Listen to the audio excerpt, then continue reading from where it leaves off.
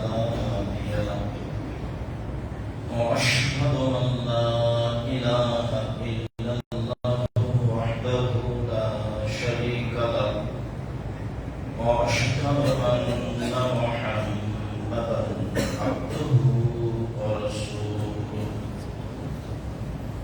أما بعد فإن خير الحديث كتاب الله وخير الهدى هدى محمد صلى الله عليه وسلم وشر الأمور محدثاتها وكل محدثة بدعة وكل بدعة ضلالة وكل ضلالة في النار.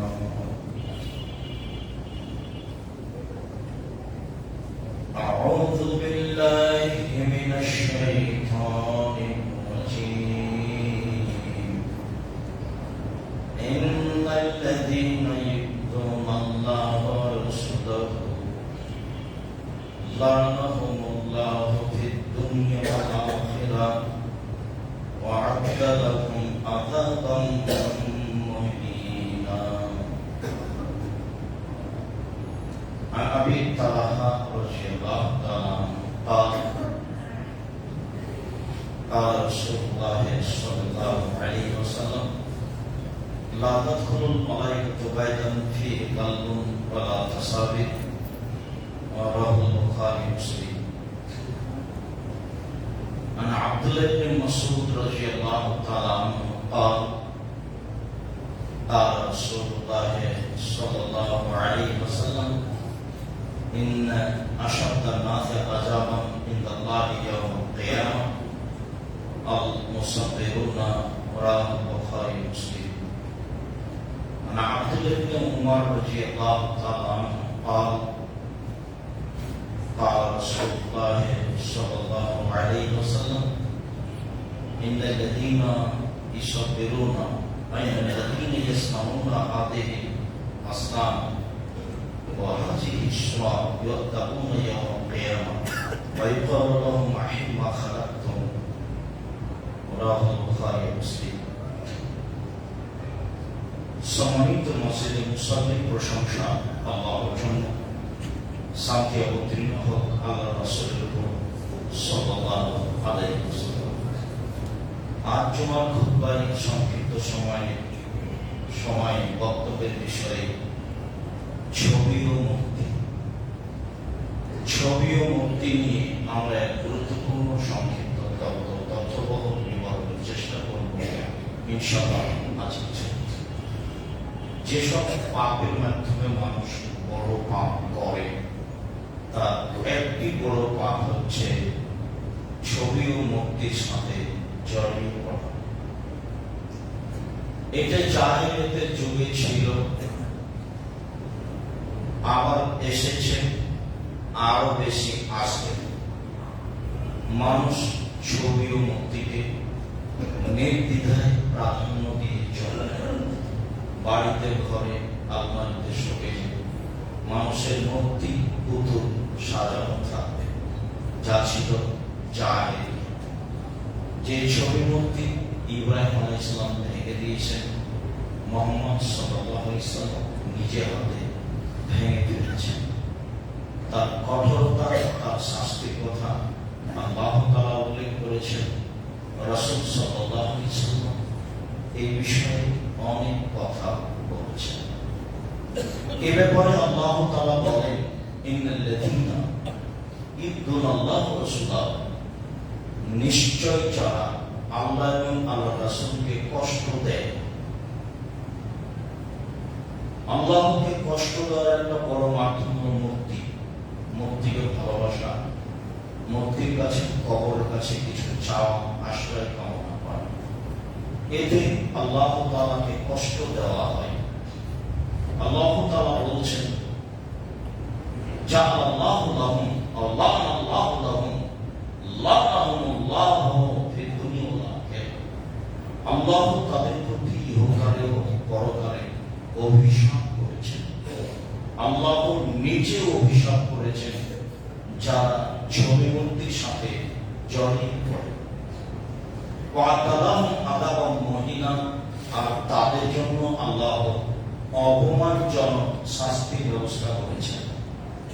বহু জায়গাতে আল্লাহ বলেছেন কষ্টদায়ক শাস্তি, আর কিছু কিছু জায়গায় বলেছেন অপমানজনক শাস্তি, আর কিছু কিছু জায়গায় বলেছেন বড় শাস্তি। যেমন মানুষ যদি মানুষকে হত্যা করে, তাহলে হত্যাকারীর জন্য শাস্তি যখন আল্লাহ বলেছেন, তখন বলেছেন আযাবাম আযীমা, মহা বড় শাস্তি।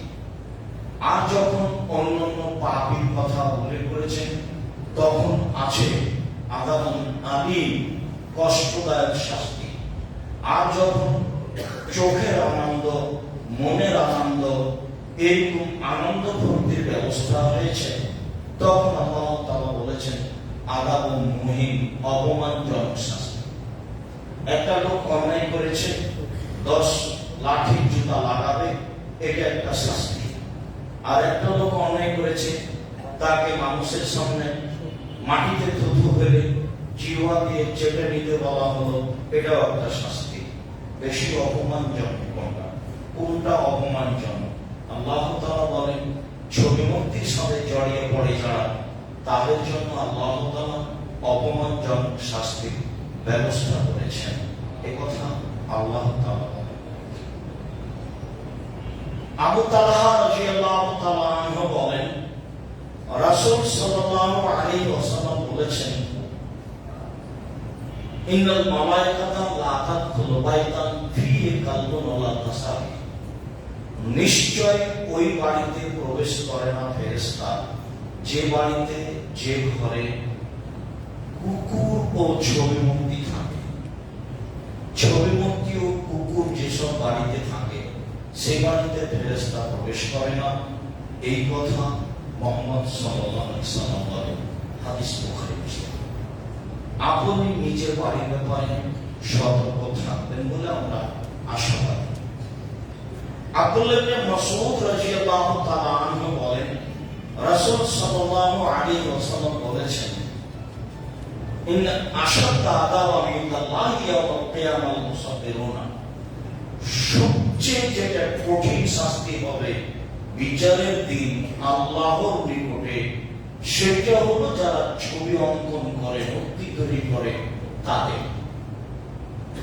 আশাদ্দা মাসে আযাব ইন্নাল্লাহি ইয়াওমাল কিয়ামা, বিচারের দিন আল্লাহর নিকটে যাদের শাস্তি হবে, তাদের মধ্যে সবচেয়ে শক্ত, কঠিন, বেশি শাস্তি হবে যারা ছবি মূর্তির সাথে জড়িয়ে পড়ে।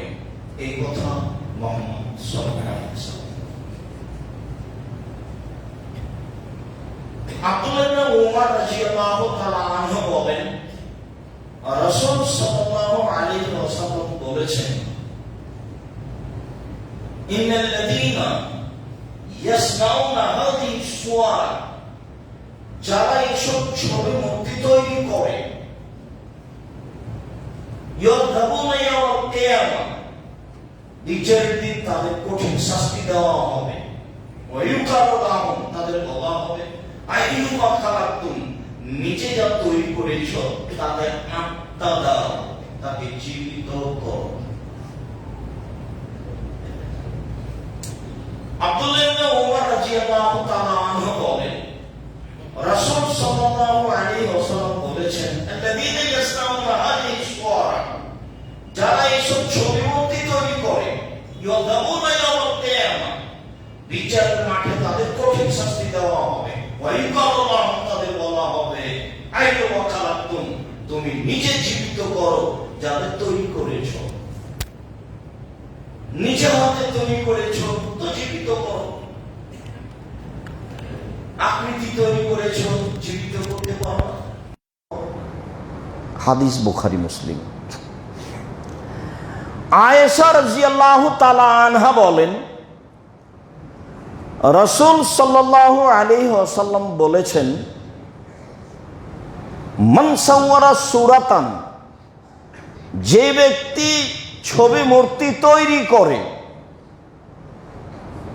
উযযিবা ওয়া কুল্লিফা, তাকে শাস্তি দেওয়া হবে এবং বাধ্য করা হবে। আইয়ানফুখা ফিহি ফালাইসা বিনাফিকিন, তুমি এতে আত্মা ফুঁকে দাও, কিন্তু সে আত্মা ফুঁকতে সক্ষম হবে না, কিন্তু সে আত্মা দিতে সক্ষম হবে না। রাসূল সাল্লাল্লাহু আলাইহি ওয়াসাল্লাম বলেন, যারা ছবি মূর্তি তৈরি করে, যে কোনো ছবি যে কোনো মূর্তি তৈরি করে, উদ্দেবা তাকে শাস্তি দেওয়া হবে, অকুল্লে ফাতাকে বাধ্য করা হবে আইয়ান ফোখা ফিহা, তাতে আত্মা দিতে, অলাইসা বিনাফিকিন, সে আত্মা দিতে সক্ষম হবে না, কেউ তো পারবে না, এটা তো মানুষের হাতে নয়। তাহলে কেমন শাস্তি হবে? বেকেদাও পড়বে, শাস্তিও হবে। ছবি মূর্তি বাড়িতে রাখা, তৈরি করা, সাধ করা মহাপাপ। আয়েশা রাদিয়াল্লাহু তাআলা আনহা বলেন, কানান নবী সাল্লাল্লাহু আলাইহি সাল্লাম লাম ইয়াকুন ইয়াতরুকু ফি বাইতিহি শাইআন ফিহা তাসালিব ইল্লা নাকাদাহু। আল্লাহর নবী বাড়িতে কোনো প্রকার ছবি মূর্তি রাখতেন না, দেখলেই পেলেই তা ভেঙে ফেলতেন, ছিঁড়ে ফেলতেন, পেলেই তা ভেঙে ফেলতেন, ছিঁড়ে ফেলতেন। আমি অত্র মসজিদের মুসল্লিদের অনুরোধ করে বলতে চাই যে, যারা আমাদের সাথে অনলাইনে এখন আছেন, সময়ের গতিতে আমাদের বক্তব্য অবগত হবেন, আমি তাদেরকে অত্র হাদিসের প্রতি আমল করতে অনুরোধ করতে চাই যে, আপনার বাড়িতে, আপনার শোকেজে, আপনার ঘরে কোনো প্রকার ছবি মূর্তি থাকবে না। আজকে গিয়ে আগে ভেঙে ফেলবেন, তারপরে খাওয়া। কোনো প্রকার ছবি মূর্তি থাকবে না, শোকেজে কোনো পুতুল থাকবে না, কোনো কাঁকড়া থাকবে না, ছেলে মেয়ের নাতি নাতির কারোর কোনো পুতুল থাকবে না। এটা আপনার ঈমানি দায়িত্ব। আপনি বক্তব্য শুনে না করতে পারলে আপনি একটা মুনাফিক। এমনি একটা ধর্ণা ধরে আপনি মসজিদে আসেন আর যান, এটাই চূড়ান্ত। আপনার কষ্ট পাওয়াতে কিছু আসে যায় না। রাসূল সাল্লাল্লাহু আলাইহি সাল্লাম বাড়িতে ছবি মূর্তি দেখলে তা ভেঙে ফেলতেন, এ কথা আয়েশা রাদিয়াল্লাহু তাআলা আনহা বলেন। হাদিস বুখারী মুসলিম। আপনার বিবেচনার প্রয়োজন আছে? আমার কোনো বিবেচনার ভাববার কোনো সুযোগ আছে? আমি কে, আপনি কে? আয়েশা রাদিয়াল্লাহু তাআলা আনহা বলেন,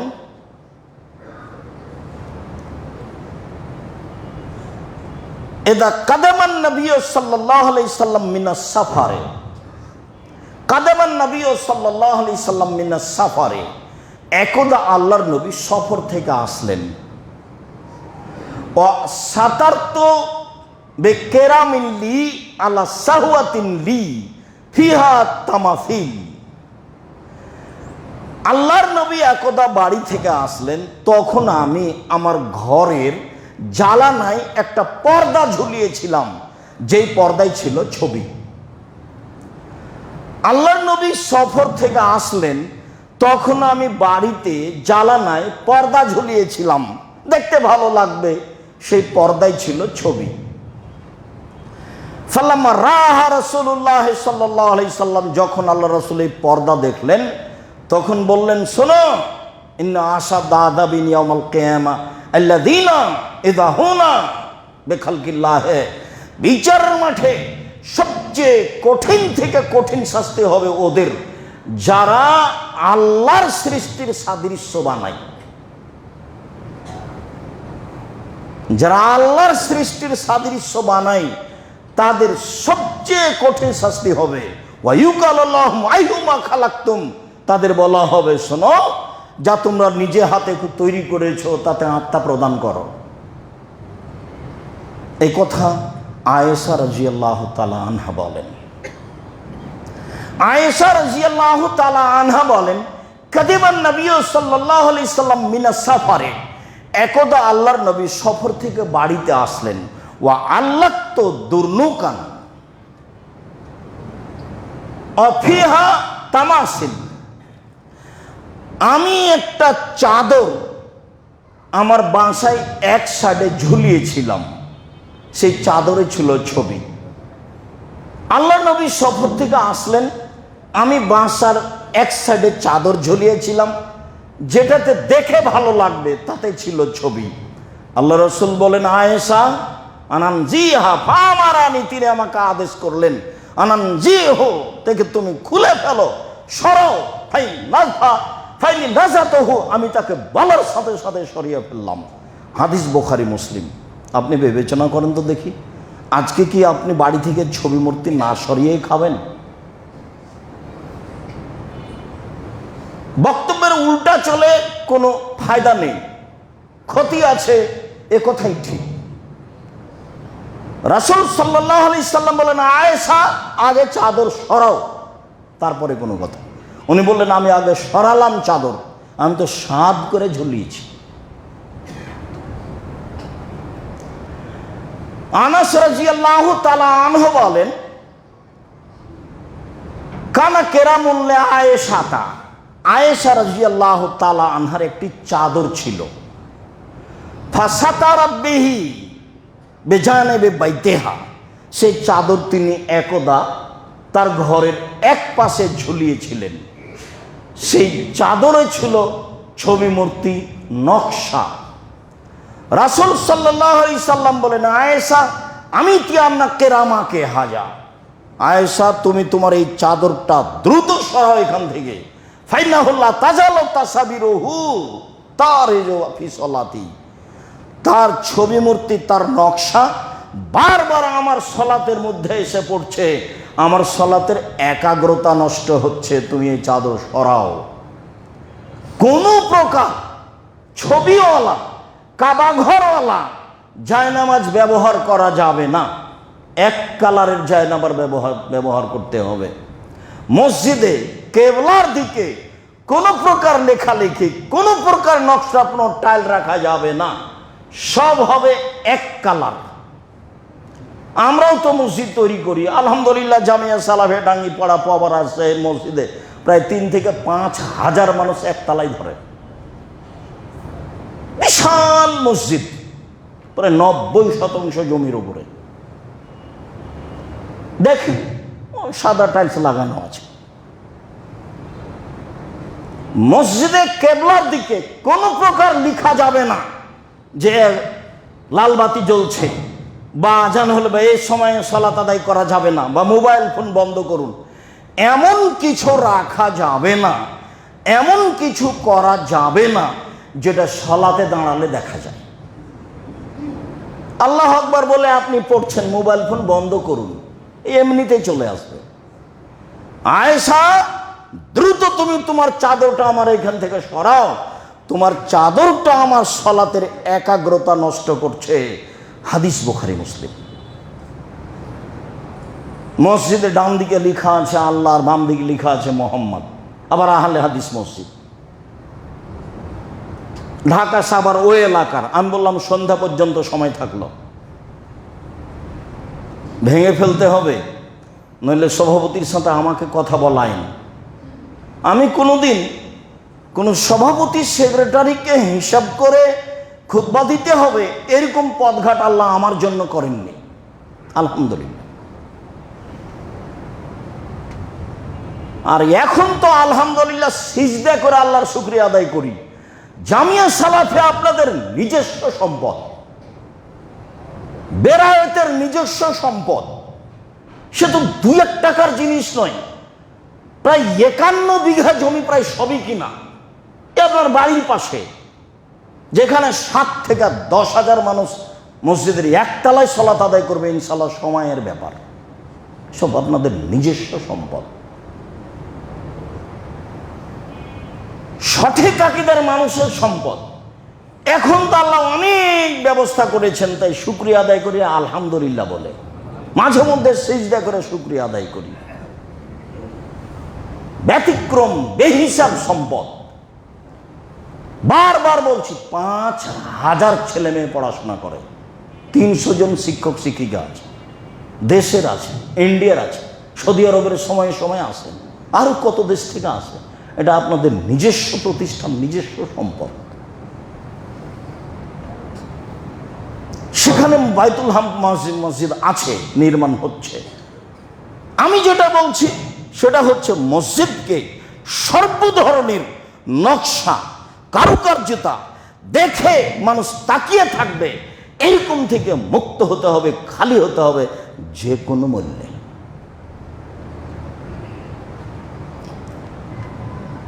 সম্মানিত দিনী ভাই বোন, রাসূল সাল্লাল্লাহু আলাইহি সাল্লাম যা বলেন তা যথাযথভাবে মূল্যায়ন করতে হবে, এটাই উচিত।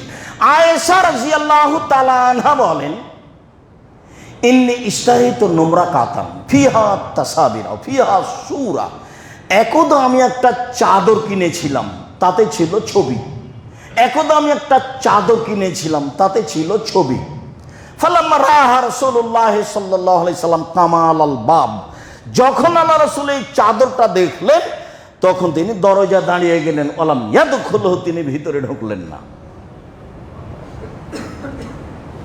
আমি দিনাজপুরে প্রোগ্রামে গেছি, একজন বড় মাওলানা ঘরে বসে আছেন, যে ঘরে চতুর্দিকে ছবি মূর্তি পূর্ণ হয়ে আছে। তা আমি দরজায় সালাম দিয়ে বলছি, আসসালামু আলাইকুম ভাইজান, আপনি ছবি মূর্তির মধ্যে বসে আছেন। তা আমি বললাম ছেলেগুলোকে, আমি তো এখানে তোমাদের বসবো না, চলো এই রিক্সাওয়ালা কোথায়, আমি রাজশাহী ফিরে যাব। এ ঘটনা এখানেও আছে, বেরায়েতেও আছে। জি না, আমি এখানে বসবো না, আগে সরাতে হবে তারপরে। আবার আপোষের কোনো সুযোগ নাই, এটাই চূড়ান্ত। কে কি বলছে এটা ভাববার সুযোগ নাই, এটাই চূড়ান্ত হাদিস, বুখারী মুসলিম। কারোর সাথে বিবেচনা করার প্রয়োজন নাই, পরামর্শের প্রয়োজন নাই। আয়েশা রাদিয়াল্লাহু তাআলা আনহা বলেন, দরজা দাঁড়িয়ে গেলেন, ভিতরে ঢুকবেন না। তখন আমি বলছি, ইয়া রাসূলুল্লাহ আমানতু বিল্লাহি ওয়া রাসূলিহি, আমি আয়েশা আল্লাহকে মেনে নিয়েছি, রাসূলকে মেনে নিয়েছি, মাজা আজলাম, তো আমি পাপ কি করেছি, ভেতরে আসছেন না কেন? ফারাতু ফি ওয়াজহিল কারাহিয়াতা, মুখ দেখে আমি বুঝে নিয়েছি তিনি এই চাদরের উপরে অসন্তুষ্ট। আমি মুখ দেখেই বুঝে নিয়েছি তিনি অসন্তুষ্ট। আমি বললাম, আমি আয়েশা আল্লাহকে মেনে নিয়েছি, রাসূলকে মেনে নিয়েছি, বলেন পাপ কি করেছি সেটা বলেন। আপনি কেন দাঁড়ালেন, ভিতরে আসবেন না কেন? আমি পাপের কথা জানতে পারবো না? দাঁড়িয়ে আছেন দরজায়, ভিতরে স্ত্রী, দরজায় স্বামী, ভিতরে আয়েশা রাদিয়াল্লাহু তাআলা আনহা, বাহিরে মুহাম্মদ সাল্লাল্লাহু আলাইহি সাল্লাম। তখন তিনি বলছেন, মা বালো হাজিহিন নুমরাকা, কি ব্যাপার, এই চাদর কিনেছো কেন? এবার উত্তর দিচ্ছেন আয়েশা, ইশতারাইতুহা লাকা, চাদরটা আপনার জন্যই কিনেছি। লেতাকা দোহা, আমি বিছিয়ে দেবো, আপনি চাদর উপরে বসবেন। অতাওয়াসাদাহা, সময় বালিশ হিসেবে ব্যবহার করবেন, আমি তো আপনার জন্যই কিনেছি। অনেক সময় সুবিধা হলে স্বামী স্ত্রী স্বামীকে না বলে প্রয়োজনীয় জিনিস নিতে পারে। আমি আপনার জন্যই কিনেছি, আপনি এই চাদরের উপরে বসবেন, এটা আপনি বালিশ হিসেবে ব্যবহার করবেন, এই জন্য আমি নিয়েছি। তখন আল্লাহ রাসূল বলছেন, আয়েশা ইন্না আসহাবা হাযিহি সুওয়ার ইয়াদবুনা ইয়াউমাল কিয়ামা, যারা এই ছবি মূর্তি তৈরি করে তাদের বিচারের মাঠে কঠিন শাস্তি হবে। ওয়া ইউকাল লাহুম আইহুমা খালাকতুম, এবং তাদেরকে বলা হবে যা তৈরি করেছো তাতে আত্মা প্রদান করো। সাথে সাথে আয়েশা তুমি স্মরণ রেখো, ইন্নাল বাইতা আল্লাযী ফিহা সূরা, যেই ঘরে ছবি মূর্তি থাকে, লা ইয়াদখুলুল মালায়েকা, যেখানে কুকুর ছবি মূর্তি থাকে সে ঘরে ফেরেশতা থাকে না, অতএব দ্রুত সরাও। হাদিস বুখারী মুসলিম। আপনি আগে দাঁড়িয়ে যাবেন দরজায়, শোকেজ থেকে যত কাঁকড়া আছে সরানোর পরে ভিতরে যাবেন। আমাদের তো আর এত দুশ্চিন্তা নেই, আমরা তো ভাবি না, বাচ্চার হাতে আমরা পুতুল দিই না। যেই কাপড়ে ছবি মূর্তি আছে সেই কাপড় আমরা কিনি না। যদি কিনে বাড়িতে চলে যাই তাহলে দুইটা পথ, একটা হয় ফেরত দেওয়া হবে, না হয় জ্বালিয়ে দেওয়া হবে, সেটা বাড়িতে থাকার সুযোগ নেই।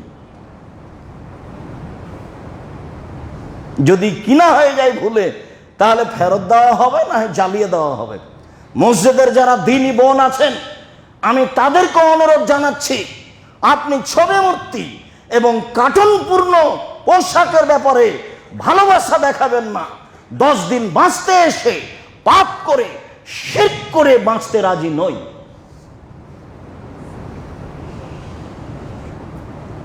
শিরকের সাথে আপোষবিহীন থাকতে হবে দুনিয়াতে 1 ঘন্টা হলেও। যার জন্য আমি করোনা ভাইরাসের সময় বলেছিলাম, মাস্ক ব্যবহার করে আমি আব্দুর রাজ্জাক বিন ইউসুফ ভাগ্য বাড়াতে রাজি নই।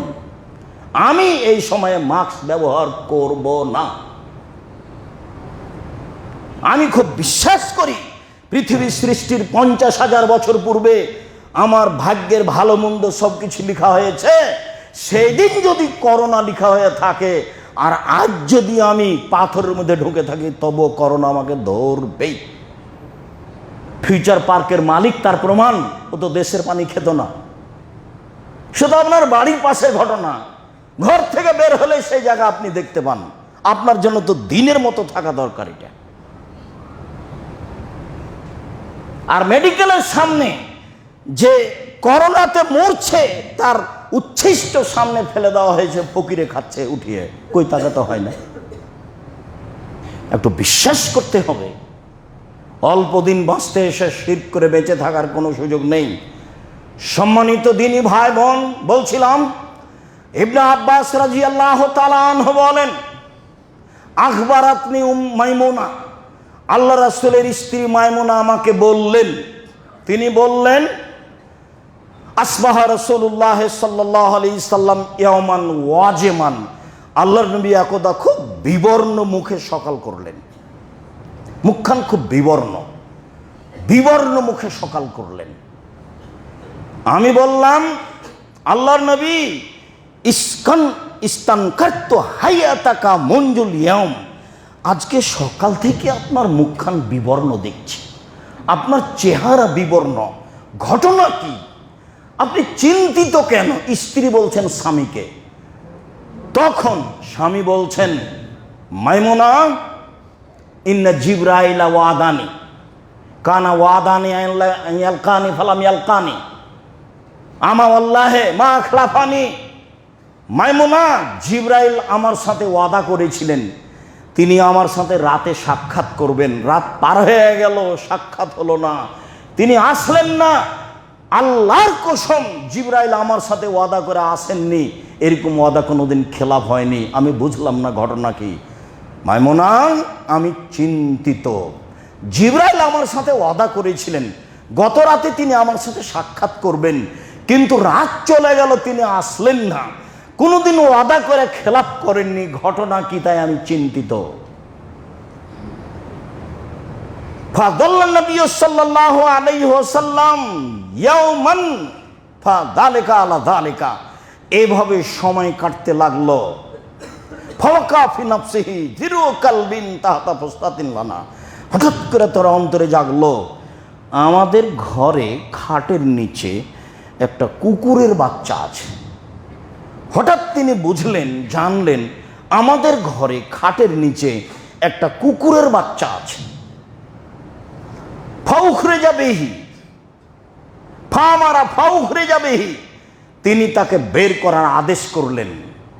ফা খাজা বেয়াদিহি মান, নিজে হাতে পানি নিলেন। ফা নাজা ফি মাকানিহি, যেখানে কুকুর শুয়েছিল সেখানে তিনি পানি ছিটিয়ে দিলেন। ফামসা ফালাকিয়াহু জিবরাইল, সন্ধ্যা হতে না হতে জিবরাইল চলে আসলেন। ফাকালালাহু, মুহাম্মদ সাল্লাল্লাহু আলাইহি সাল্লাম জিবরাইলকে বললেন, কুনতা ওয়াদানি আন তালকানি, আপনি ওয়াদা করেছিলেন আপনি আমার সাথে সাক্ষাৎ করবেন গত রাতে, কই ওয়াদা তো পূর্ণ করলেন না, আসলেন না। তখন জিবরাইল বলছেন, আজাল, জি হ্যাঁ এসেছিলাম, জি হ্যাঁ এসেছিলাম। নাহনু লা নাদখুলু বাইতান ফিহি কালবুন তাসাবির, আমরা ওই ঘরে প্রবেশ করি না যে ঘরে কুকুর থাকে, ছবি মূর্তি থাকে। আমরা ওই ঘরে প্রবেশ করি না যে ঘরে কুকুর থাকে, ছবি মূর্তি থাকে। আপনার ঘরে খাটের নিচে কুকুর ছিল, সেই জন্য ফিরে গেছি। এসেছিলাম সত্য, ফিরে গেছি সত্য। এসেছিলাম সত্য, ফিরে গেছি সত্য। মুহাম্মদ সাল্লাল্লাহু আলাইহি সাল্লাম গায়েব জানেন না। জিবরাইল আসলেন, খাটের নিচে কুকুর দেখে তিনি ফিরে গেলেন। বাড়িতে কুকুর থাকলে ফেরেশতা প্রবেশ করেন না। এবং ছবি মূর্তি থাকলে প্রবেশ করেন না, এই কথা জিবরাইল বললেন। মুহাম্মদ সাল্লাল্লাহু আলাইহি সাল্লামের বাড়ি থেকে জিবরাইল ফিরে গেলেন। সরানোর পরে জিবরাইল এসে সাক্ষাৎ করলেন, বিবরণ পেশ করলেন। আল্লাহ তুমি আমাদের বুঝে আমল করার তৌফিক দান করো। আল্লাহুম্মা সাল্লি আলাইহি আলহামদুলিল্লাহ ওয়াহদা ওয়াসসালাতু ওয়াসসালামু আলা মান লা নাবিয়্যা বাদা। ছবি মূর্তির বিষয়টি জটিল। আবু হুরায়রা রাদিয়াল্লাহু তাআলা আনহু বলেন, রাসূল সাল্লাল্লাহু আলাইহি সাল্লাম বলেছেন, ইখরুজু উনুকুন ইয়াউমাল কিয়ামা মিনান নার। জাহান্নাম থেকে বিচারের মাঠে একটি কাঁধ, একটি গ্রীবা বা একটি সাপ বের হবে, একটা গলা, একটা কাঁধ, একটা আকৃতি বের হবে। লাহু আইনানে তাবসুর আবসুর বিহিমা, সে আকৃতি দুটিতে চোখ থাকবে, মানুষকে দেখতে পাবে। ওয়াইনানে ও ওজনানে তাসমানে, দুইটা কান থাকবে, কানে মানুষের কথা শুনতে পাবে। ও লেসানুন ইয়ানতাকু বিহি, একটা জিহ্বা থাকবে, তা দিয়ে কথা বলবে। ফায়াকুল, বলবে যে ইন্নী ওয়াক্কিলতু বিসালাসাতিন, পৃথিবীর মানুষ শুনে রেখো, আমাকে 3 শ্রেণীর মানুষের জন্য দায়িত্ব দেওয়া হয়েছে।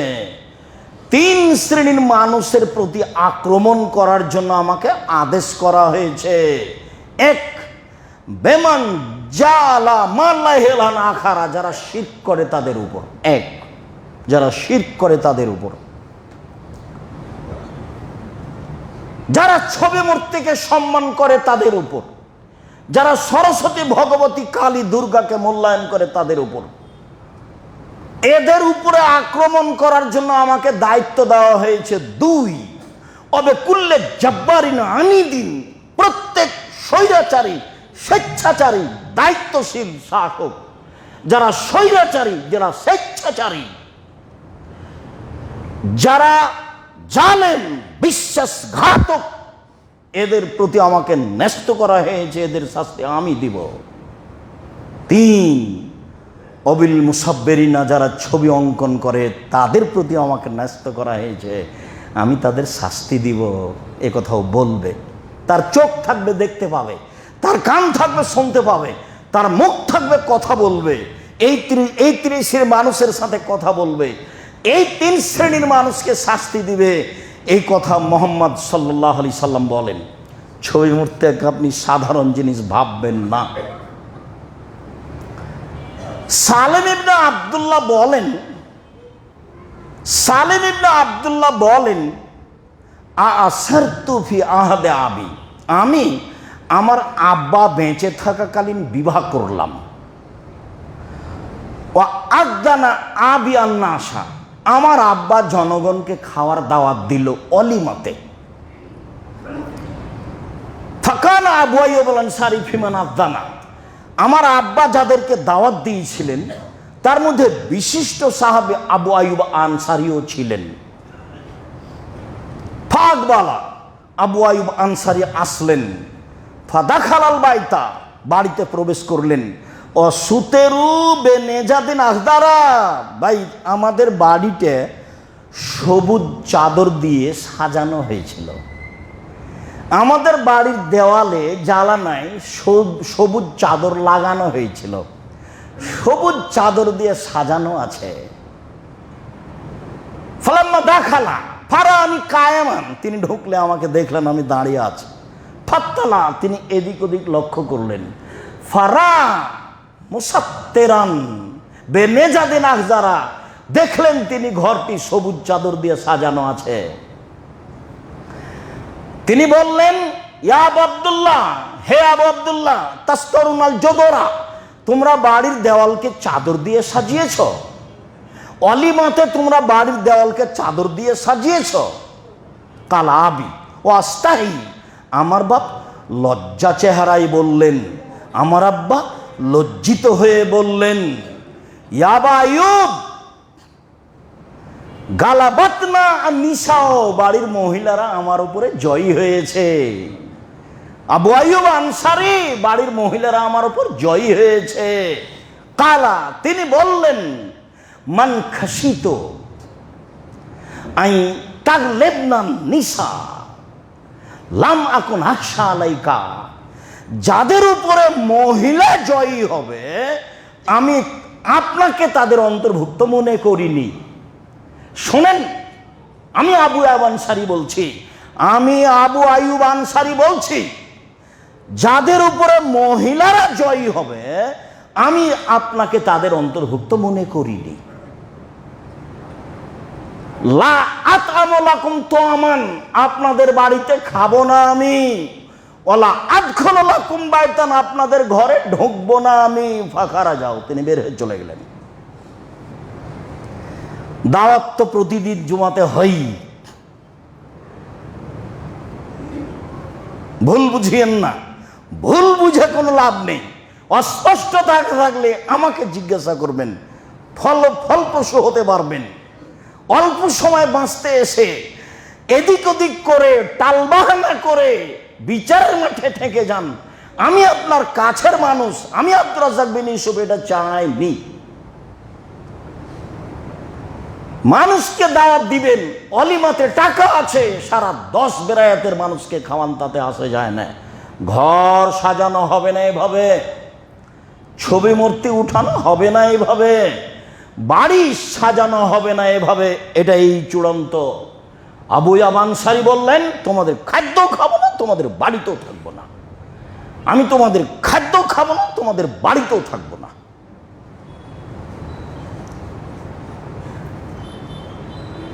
ওমর ইবনুল খাত্তাব রাদিয়াল্লাহু তাআলা আনহুর নিজস্ব বিবরণ, কাদেমা শামা।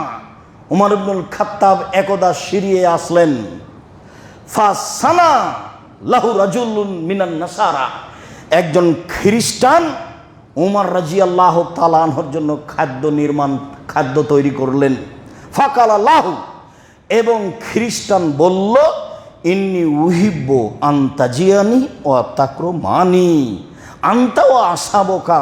শোনেন ওমর, আমি আপনাকে ভালোবাসি, আমি আপনার জন্য বাড়িতে খাদ্য রান্না করেছি, আপনি আপনার সঙ্গী সাথী সহ এসে আমাকে সম্মানী করবেন। ওয়াহুয়া রাজুলুন মিন ওজামাই শাম, ইনি সিরিয়ার নেতাদের একজন, বড় নেতা, খ্রিস্টান, সিরিয়ার বড় নেতাদের একজন। আমি বড় এক নেতার বাসায় গিয়ে বললাম যে আগে ছবি মূর্তি সরান, তারপরে আগে মূর্তিটা নামান, তারপরে কোনো কথা। বলছেন, শোনেন, আপনি উমর, আপনি আমার বাড়িতে আসলে আমি হব সম্মানী। ও হলো খ্রিস্টান, ও একজন বড় নেতা খ্রিস্টান। উমর বলছেন, শোনেন, লা আদখুলু কানাসিকুম কানায়েসাকুম, আমি তোমাদের গির্জা ঘরে প্রবেশ করি না।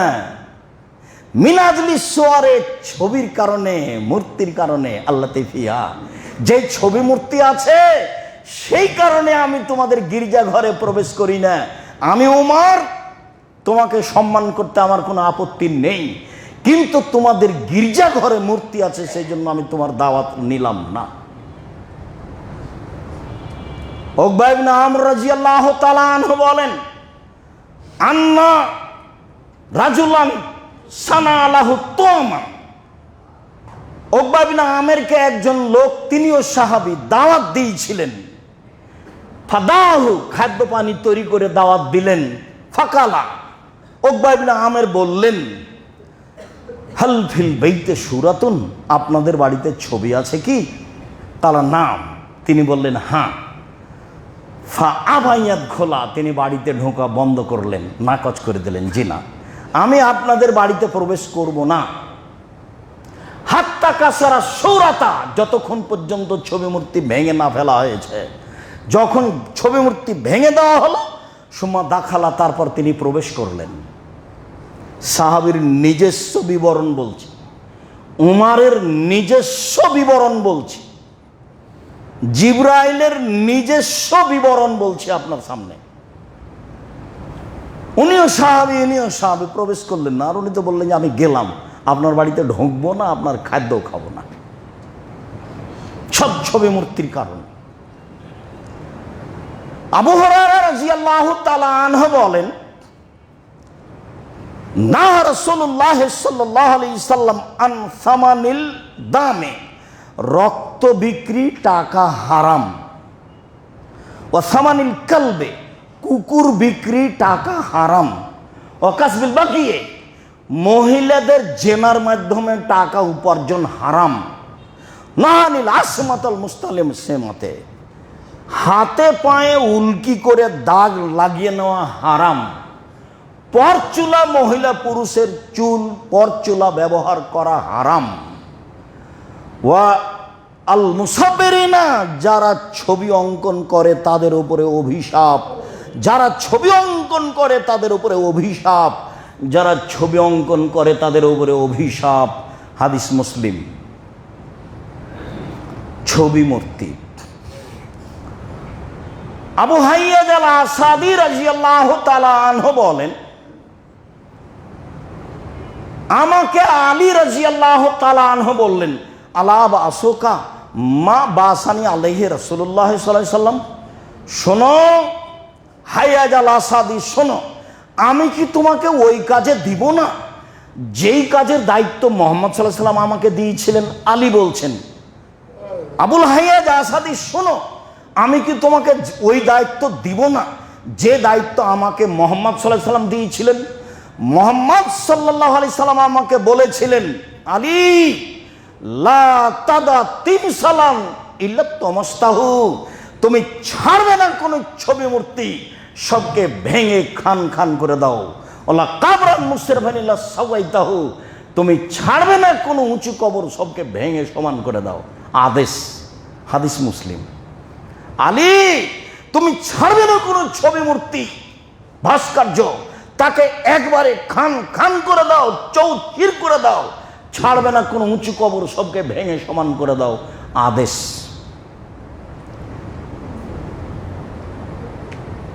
ইব্রাহিম আলাইহিস সালাম বললেন, তাল্লাহে লাকিদান্না আসনামাকুম, আল্লাহর কসম আমি তোমাদের মূর্তি ভেঙে দিব, আল্লাহর কসম আমি তোমাদের মূর্তি ভেঙে দিব।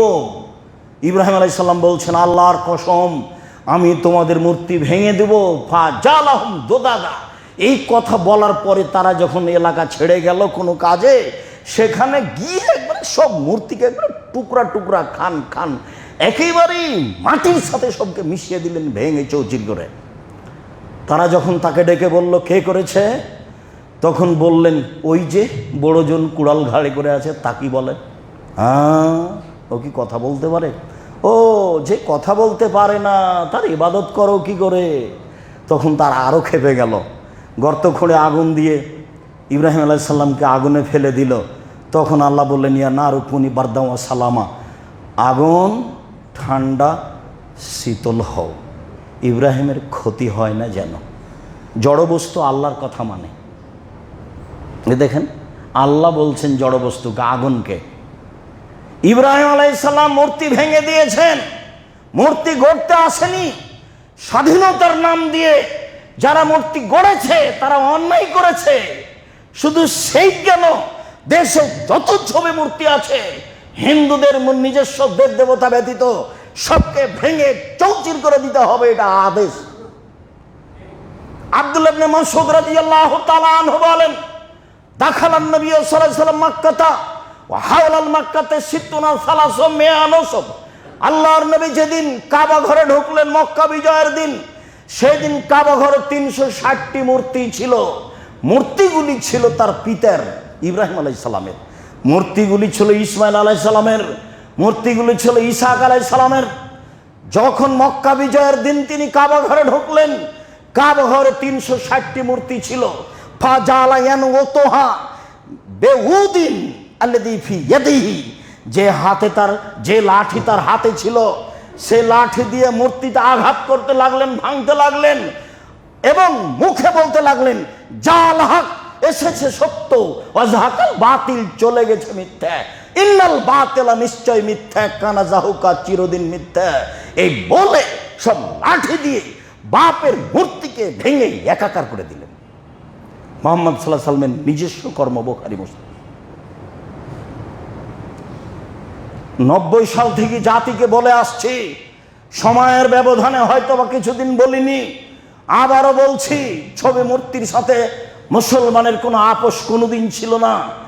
নবীদের শিষ্টাচার ছিল মূর্তি ভেঙে দেওয়া, সাহাবী তাবেঈর শিষ্টাচার ছিল, নীতি ছিল মূর্তি ভেঙে দেওয়া। মুসলমানের গায়ে রক্ত আছে, ওরা কোনোদিন মূর্তিকে সম্মান করবে না। মূর্তি ভাঙার জন্য জন্ম নিয়েছে, মূর্তি ভাঙতে এসেছে, গড়তে আসেনি।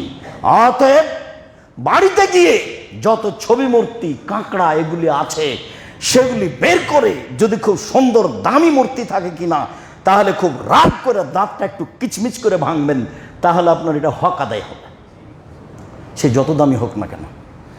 আদর করে রেখে দিলে কর্ম মুনাফিকি হবে, আদর করে রেখে দিলে কর্ম মুনাফিকি হবে, আসে যায় না কিছু। আপনাকে এই পদক্ষেপ নিতে হবে, এই কথাই ঠিক। বাড়ি আপনার, ঘর আপনার, টাকা আপনার, ছেলে মেয়ে আপনার। এখনই ছেলে মেয়ে যদি উল্টা কিছু করে বলে, তখন আপনি কথা বলতে পারেন। আর এখন আপনি ছেলের দোহাই দিয়ে, মেয়ের দোহাই দিয়ে, বৌমার দোহাই দিয়ে সময় কাটাবেন, এই সুযোগ নেই, সুযোগ পার হয়ে গেছে। যেসব পাপগুলি বড় পাপ, তার সবচেয়ে বড় পাপের অন্তর্ভুক্ত এইটা। কেন? এটা শিরক। অতএব এখান থেকে আপনাকে যে কোনো মূল্যে ফিরে আসতে হবে। মর্মে যারা আমাদের সামনে আছি, যারা সময়ের গতিতে এসব বিষয়ে অবগত হব, সকল দিনী ভাই বোনকে আমাদের পক্ষ থেকে জোরালো থাকবে, অনুরোধ থাকবে যে ছবি মূর্তির সাথে কোনো সময় যেন আমরা আপোষ না করি। বাচ্চার হাতে যেন পুতুল কিনে না দিই, বাচ্চার গায়ে যেটা থাকবে সেটা যেন কার্টুনপূর্ণ জামা না হয়। আয়েশা রাদিয়াল্লাহু তাআলার আচরণ দেখলেন, এই বক্তব্য শতবার আপনি চালু করেন সামনে, অন্যথায় উপদেশ বইটা একটু কিনে পড়েন, তাতে ছবি মূর্তির আলোচনা আছে, পড়া উচিত। আমি আপনার জন্য লিখেছি, জাতির ক্ষতি করার জন্য আসেনি, অন্যায়ের জন্য এসেছি। ভুল বুঝলে নিজের ক্ষতি হবে, আর একজনের ক্ষতি হবে না।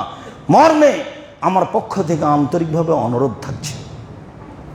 সম্মানিত দিনী ভাই বোন, খুতবার শেষে এসে আরও জোরালো গুরুত্বপূর্ণ কয়েকটি কথা। তার একটি হচ্ছে, বেরায়েতের মানুষ হিসাবে অসহায় মানুষের পাশে দাঁড়াই, এ কথাই ঠিক। ফেনী, কুমিল্লা, নোয়াখালী,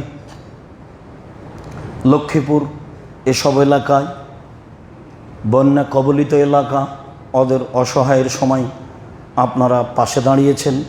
কিছু ছেলে এসে আমার হাতে কিছু টাকা হস্তান্তর করলো এবং বলল, আমরা এই কাজ করেছি।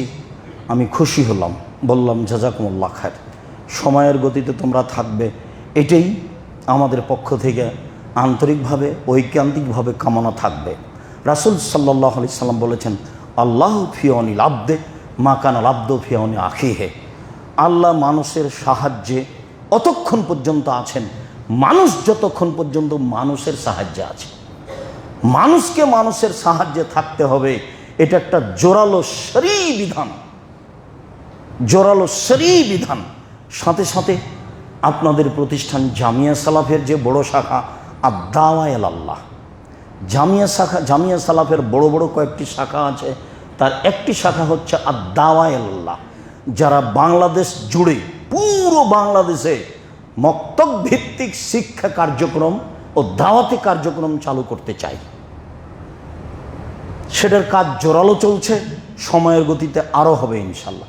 তারা আলহামদুলিল্লাহ একবারে প্রথম দিন থেকেই স্পিড বোট ঢাকা দোহার থেকে ভাড়া নিয়ে গিয়ে 8 জন 10 জন সর্বদা তারা নোয়াখালী, কুমিল্লা, ফেনী, লক্ষ্মীপুরে কাজ করে যাচ্ছে, এখনও আসছে। তারা তাদের বাড়ির পুনর্নির্মাণ পর্যন্ত অবস্থান করবে। জামিয়া সালাফের এই বড় শাখাটির জন্য দোয়া করবেন। জামিয়া সালাফে যে কোনো মূল্যে শিক্ষার ব্যাপারে বড় থেকে বড় স্তরে যেতে চাই, জনসেবায় ভালো থেকে ভালো স্তরে যেতে চাই। আপনি কখনো খাটো চোখে সংকীর্ণ মনে দেখবেন না। আমি আব্দুর রাজ্জাক বিন ইউসুফ আপনার কাছের ভাই হিসাবে আপনাকে অনুরোধ জানাচ্ছি, জামিয়া সালাফের সব কাজে সম্ভবপর আপনি অংশগ্রহণ করবেন। আমি কোনো সময় আপনাকে বলিনি লাখো কোটি টাকা দিতে হবে। আলহামদুলিল্লাহ তারা কোটি টাকার উপর দিয়ে এই মুহূর্তে খরচ করছে, মানুষের দেওয়া। আমি কতটুকু দিয়েছি সেটা আমি বুঝি, আমাদের তো কোনো নিজস্ব টাকা নেই। আমি আব্দুর রাজ্জাক বিন ইউসুফ আপনাদেরকে বলেছি, আমি হলাম কচুর পাতার পানি, কচুর পাতার পানি বুঝেন, ওর কচুর পাতার উপরে একটু পানি আছে, পড়লো কি পড়লো টলমল করে। আমি আব্দুর রাজ্জাক বিন ইউসুফ ভিত্তিহীন মানুষ, আমার কোনো আসলে ভিত্তি নেই, ভিত্তিহীন মানুষ। আলহামদুলিল্লাহ এদেশের সর্বোচ্চ শিক্ষা মানেও বৃহতে জামিয়া সালাফে প্রতিষ্ঠান এবং সহযোগিতায় আমাদের আকীদার মানুষের প্রায় সবার আগে আলহামদুলিল্লাহ আছে, তারা মাঠে থাকবে। যার কারণে আমি আপনাকে বলি যে আপনি কোনো সময় তাদের কাজকে, জামিয়া সালাফের কোনো কাজকে ছোট চোখে দেখবেন না। আপনি আমার ভাই, আপনি আমার বোন, যখনই আমি আসব তখন আপনার মাথায় থাকবে জামিয়া সালাফে আমি একটু সহযোগিতা করব। সাথে সাথে আপনি নিজে সহযোগিতা জামিয়া সালাফে যাবেন, আপনার নিজের প্রতিষ্ঠান, এটা নিজস্ব সম্পদ, বিশাল প্রতিষ্ঠান, দেশ বিদেশের অনেক ছাত্র ছাত্রী, শিক্ষক শিক্ষিকা, একবারে ভরপুর আল্লাহর দেওয়া বড় বিশেষ নেয়ামত। আপনি যাবেন, ভালো লাগবে। সম্মানিত মসজিদের মুসল্লি, এই পর্যন্ত বলে বলছি আল্লাহ বেরায়েতের মুরব্বী, অত্র মসজিদের সাথে সম্পৃক্ত যারা দিনী ভাই বোন সবাই চলে গেছে, তুমি তাদের কবরের শাস্তি মাফ করো, তুমি তাদের কবরকে প্রশস্ত করো, তুমি তাদের কবরকে আলোকিত করো। তারা মানুষ হিসাবে কোনো ভুল ত্রুটি থাকলে তুমি তাদের মাফ করে দাও। আমরা যারা অসুস্থ অবস্থায় বাড়িতে হাসপাতালে আছি, তুমি তাদের সেবা দান করো, তুমি তাদের আরোগ্য দাও। আমরা যারা বেঁচে আছি, তুমি তাদেরকে তোমার রাসূলের পদ্ধতি অনুযায়ী চলার তৌফিক দান করো। অল্প দিন বাঁচতে এসে পরকাল হারাতে রাজি নই, এই সুযোগ তুমি আমাদের করে দাও। অসহায় মানুষের পাশে দাঁড়ানোর সুযোগ দাও। ছবি মূর্তিকে যেন কোনো ক্রমে ভালো না বাসি, ছবি মূর্তির প্রতি তুমি আন্তরিক ঘৃণা দাও। আমার বাড়িতে যেন কোনো প্রকার কোনোভাবে আশ্রয় না পাই, এই তৌফিক তুমি দান করো। দেশের গ্রামের যারা মানুষের সাথে সহযোগিতা করে, এইসব ছেলেদের, এইসব জনগণের পাশে দাঁড়ানোর সুযোগ করে দাও। মানুষের সহযোগিতা যেন থাকতে পারি বাকি সময়টুকু, এই তৌফিক তুমি দান করো। জামিয়া সালাফিয়া সহ এরকম প্রতিষ্ঠানকে যেন যথাযথভাবে যেটুকু সম্ভব তা দিয়ে মূল্যায়ন করতে পারি, এই তুমি তৌফিক দান করো। তোমার দরবারে জুমার খুতবার শেষে এই জোরালো দাবি ও দাও রেখে আজকের জুমার খুতবা এখানে শেষ করলাম। আল্লাহুম্মা সাল্লি